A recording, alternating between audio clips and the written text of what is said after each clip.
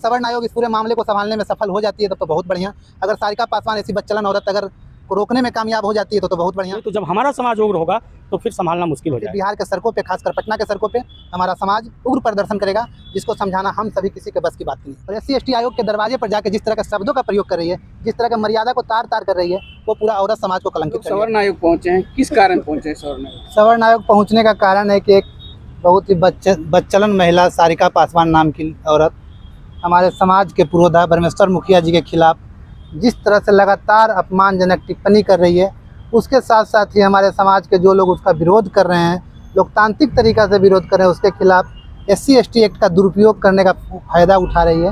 और SC/ST आयोग के दरवाजे पर जाकर जिस तरह के शब्दों का प्रयोग कर रही है, जिस तरह की मर्यादा को तार तार कर रही है, वो पूरा औरत समाज को कलंकित करने का काम कर रही है। और हमारा समाज इससे पूरा आक्रोशित है और हमारा समाज उग्र है। गांव, घर, समाज, जिस तरह से हमको फ़ोन आ रहा है, क्योंकि हम समाज में सक्रिय रहते हैं, संगठन चलाते हैं, तो हमें लग रहा है कि कहीं ना कहीं एक विस्फोट हो जाए। वो विस्फोट को हम संभालने का प्रयास कर रहे हैं, उस उग्र प्रदर्शन को हम संभालने का प्रयास कर रहे हैं कि समाज उग्र नहीं हो।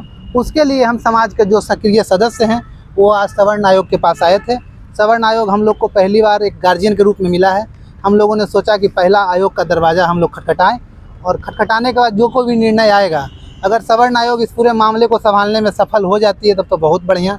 अगर सारिका पासवान ऐसी बदचलन औरत अगर को रोकने में कामयाब हो जाती है तो बहुत बढ़िया। अगर नहीं होती है तो फिर बिहार के सड़कों पे, खासकर पटना के सड़कों पे हमारा समाज उग्र प्रदर्शन करेगा, जिसको समझाना हम सभी किसी के बस की बात नहीं। सवर्ण आयोग पहुंचे, सवर्ण आयोग में क्या निर्णय लिया? सवर्ण आयोग से आश्वासन क्या मिला? सवर्ण आयोग हम लोग आए, अपनी मांगों को रखा गया। सवर्ण आयोग में जो भाई इस तरीके की चीज़ें हो रही है, ये सिर्फ पॉलिटिकल माइलेज के लिए ये पूरा प्रकरण हुआ है।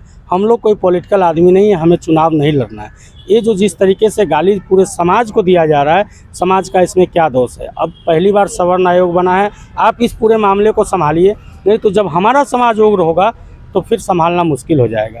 किनके इशारे पर कौन लोग गाली दे रहे हैं, ये समझ में सब लोगों को आ रहा है। आखिरकार शुरू से ही गाली दिलवाने का काम हो रहा है।